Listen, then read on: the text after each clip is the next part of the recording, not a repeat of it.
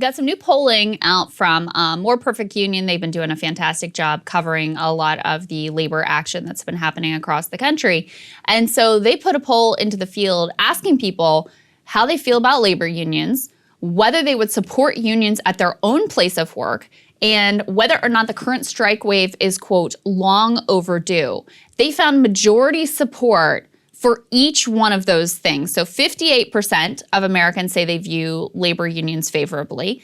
54% say they would support a union at their own place of work, which I think is really significant because a lot of times, especially for white collar workers, it's like, oh, that's a nice thing for like, if you're working at the dock or whatever, but I can't imagine having it in my own, for me, it's not for me in my workplace. And then you've got 53% saying that the current strike wave is long overdue. One of the things that they point to here as well is that there are some class politics involved in the way that these numbers ultimately break down.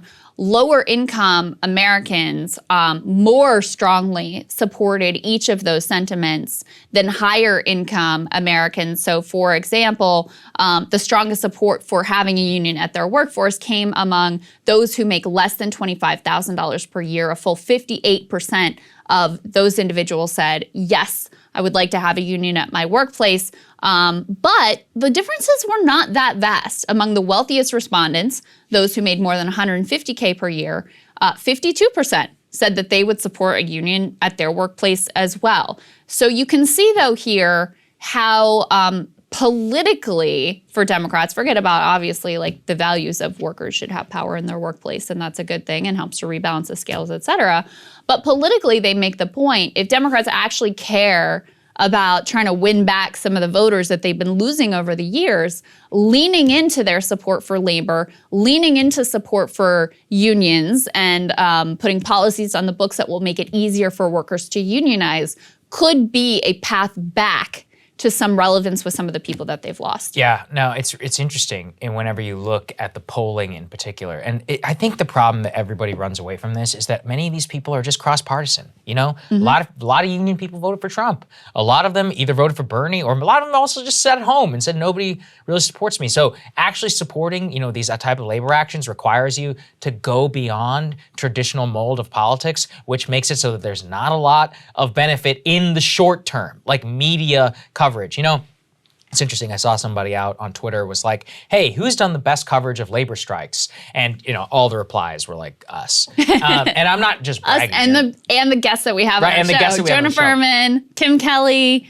Yeah, but here's the reason why. There's not that many people covering it. Yeah. It's like maybe, 5, 6, really? I mean, sure, some of it goes viral on Twitter, but in terms of the coverage on the Washington Post or CNN or, an NBC Minimal. News, they do more segments on January 6 subpoenas than they ever do about the millions of people who are either switching their jobs, thinking about striking, supporting the strikes, massive strike across. We've had so many guests here of the people actually on strike. They're willing to talk to you. It's very easy, not that hard. We're a small business here, and we can secure interviews, but that's just not a road that they want to go down because also, we were talking about this too, many audiences are not conditioned to care.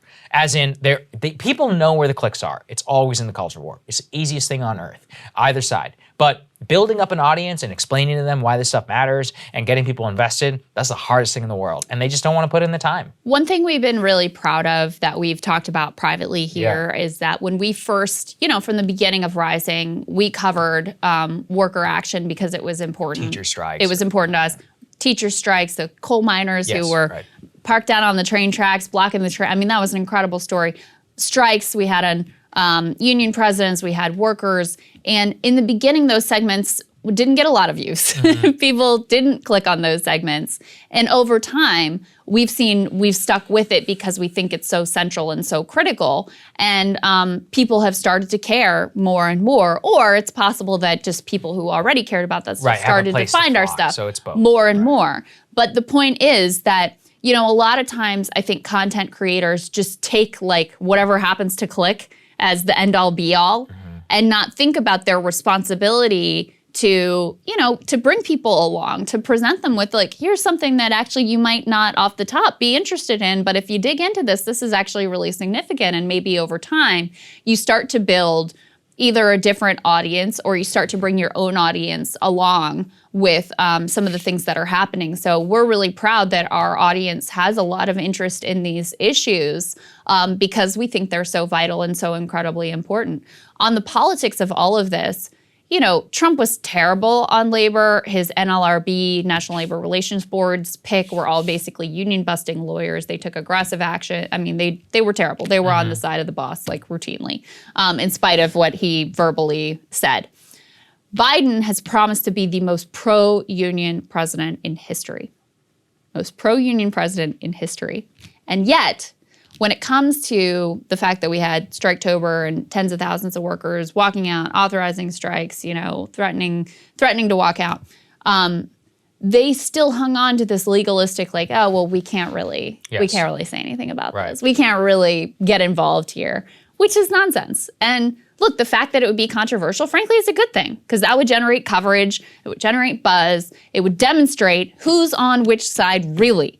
And one of the things that's most vital in politics is exposing the correct divisions. And so if Biden intervened on the side of workers, when the workers are dramatically popular with the public right now and dramatically in the right, it would expose a division in a way that would, I think, be beneficial to the country, but also would be, you know, politically beneficial to the Democratic Party. But they're not going to do that, apparently, and all the talk of the PRO Act and whatever seems to have fallen by the wayside. So there we are. So be it. All right. It's up to you guys. That's all I can say. It's up to all of you out there who are taking these actions.